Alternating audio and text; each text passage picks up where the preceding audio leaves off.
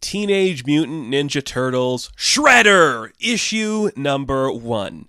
That's right, folks. This new era of Turtles is giving us a couple spin-off books. I think a Casey Jones one is also coming out. I'm not too sure. But Shredder, where's he been? What's he up to? I didn't read all of the previous IDW stories, so I don't know where we left off this character. This new era is technically in continuity to the old one, but it's just a fresh rebranding. So let's get the Shredder back in here. I love this character to no end. The Shredder is, I would probably say, in my top 3 comic book villains of all time, and probably my top 3 villains of all time. I love this character. In my opinion, there has never been a bad iteration of this character. I think he is such a cool concept that has worked so well in so many different ways. And this book is such a fascinating idea. I'm not against it. It's so modern, if you can believe something like that. It's just a story you can tell of a character that's been around for 40 years. And I'm for it. I am for it. Like, I think this is a cool concept. And it could easily fall into like the Deathstroke-ification of the Shredder, where he's kind of like working for people and doing certain things. But I don't think that at all. I know exactly where we're going to be heading with this book, and that's pretty cool. So we open up, we're in New York City. An old man is walking past a garbage truck. It's not actually a garbage truck, though. It's like people surveillancing a big building that's important. This old man like walks up against the side of the building. And this guy's like, "You doing okay, Grandpa?" He's like, "Yeah, I'm just going home." He's like, "Huh? You're going home?" And then this old man walks inside this old building. And what is this building? It's this big tower in New York that used to be home to the Foot Clan. But this new iteration has the symbol turned upside down. So a couple of the ninjas come in to attack this old man, and he kills them. It's the Shredder, if you haven't figured it out. It's a Rokusaki. It's a great look. I don't know. I am so for him being an older gentleman. I think that works so well. Perfect age range, in my opinion, for like Splinter and Shredder, or like Hamato Yoshi and a Rokusaki, is 60s. I think that's where they should be. That's a perfect age for those characters. And this is a grizzled guy with like long hair and a beard, and he just kills them, and all he sees around him is worms. There's just worms everywhere. That's like the motif for this, is just seeing worms everywhere. We're probably going to show up like what the worms mean eventually. But he kills these guys, and he takes a blade, and he's like, "All right, I guess I'm going to kill more of you archer ones." So he fights them, and he kills them, and he just sees more worms everywhere he goes. Then he takes a couple of ninjas and throws them off the side of the building. They land on like the garbage truck that's like, "All right, we gotta report this now. This is a big incident. Something is happening." Oroku goes further into the building. He fights more of the ninjas in like their weird mummified looking outfits. He's like, "Just to know that this sword has evidently not been sharpened today. So now your deaths are gonna like hurt pretty bad." He gets hit with a couple shurikens in the back. It doesn't do much to him, but enrage him. So he kills everyone in the room.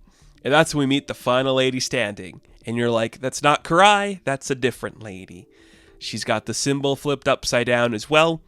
She is clearly in charge of this new iteration. And he's like, "You are a loser. I don't like you.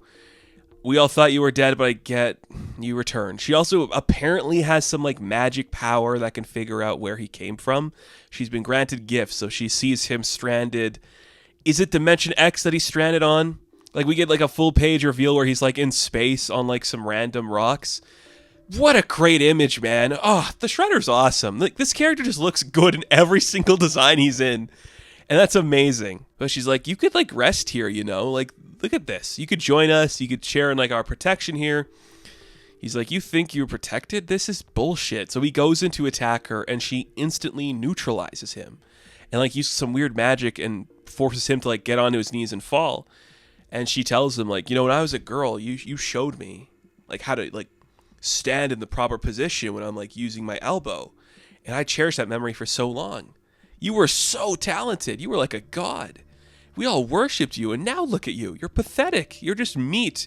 Worm-riddled meat." And she kicks him and knocks him out. And that's when SWAT shows up or something. A bunch of guys in suits like, "All right, on the ground, everyone stop." And all the other ninjas vanish, and all that's left there is a Rokusaki. We then cut to the government building where a Rokusaki is in chains, and we have a special agent show up. And her name is Agent Alda Avon. and she is from the Earth Protection Force. And she was brought on specifically for this assignment because she knows what's going on here. This person that he fought, her name is Raya, or she goes by the Mourner, and she has your symbol. She's taken over a huge section of your place, and she's corrupted the image. Now, we want to take her down because she's destructive and bad, and we need help to do that. So he's like, okay, that's why I'm here? You got me here because you want to know why the Foot Clan has become this disgusting thing, why she's taken over in that spot, and you want my help to take down the Mourner. That's what this is about? That's great. And what do I get out of that? Because my freedom's not going to be enough. And she's like, I'm going to give you the offer to, like, restore your honor. Isn't that what you want? You could, like, start over? A pupil went rogue and took your symbol and is debasing it. Wouldn't you like to stop that? Wouldn't that be a good thing to end from happening there, Oroku Saki? I've studied you, dude. You are an enigma. You are based on myth of impossible histories full of death and resurrections. You are a dangerous man. You are something destructive. But look at you now. You are disgusting and covered in blood and have no other options but to restore the honor of the thing that you once cherished. So, where the hell have you been to tell me what you hold the cards for? And he's just like, oh, fine. I wish to bathe. So he gets in the bath, and there's worms everywhere. He cleans himself up. He shaves, but he doesn't shave the beard. He just, like, gives himself a modern haircut. His body's also covered in scars, and it looks really cool. He then gets, like, the new bottom part of a suit that's got, like, some orange and some, I guess it's like a silverish, charcoaly, steel-looking gray to it. And then, like, the soldiers present him with, like, this big new battle armor. It's like, look at this. We made, like, a huge exosuit for you. Look at all this stuff it can do. It can, like, give you, like, an 18-foot vertical. Like, it's crazy. It's got impact absorption. It could take, like, high-powered fire. Like, it's a strong suit. And he's like, this is stupid. More gods. And she's like, what? You people. If not the Pantheon, then your own technological genius. Y'all just want to, like, find something to worship, which is, like, the other thing about the book. I think that's so interesting. Just, it's about worms and how we're all just meat, but also, like, how we have a need to worship, and how sometimes people worshipped Oroku Saki as a god, but he's like, you shouldn't worship anything. There's nothing to worship. I'm going to show this mourner, like, the history of honor, ancestors, magic, technology, all false splendors with which we are lifted up, only that we might be dashed from the rocks from a height. When such manipulations are ripped away, there is nothing left we can rely on, except our own flesh and blood, and the cold certainty of the blade. So he takes this exosuit they built in the design of Shredder, gets rid of all the bullshit he doesn't need, and just keeps the pieces that are Shredder. The helmet, the shoulder pads, the gauntlets. And he's like, all right, time to go beat up this woman who's corrupting my name. Oh, it's awesome, man. Like, come on. It looks so cool. This design's always going to work for me. The Shredder is just such a fun character to play with. And it's Michelle Bandini who's doing the artwork for this. Incredible. Very stylized. I guess, like, wide shots, very cinematic in that aspect of it. It's working really well for me. I don't know. Dan Waters is a writer I'm hit or miss with, but he does some good stuff.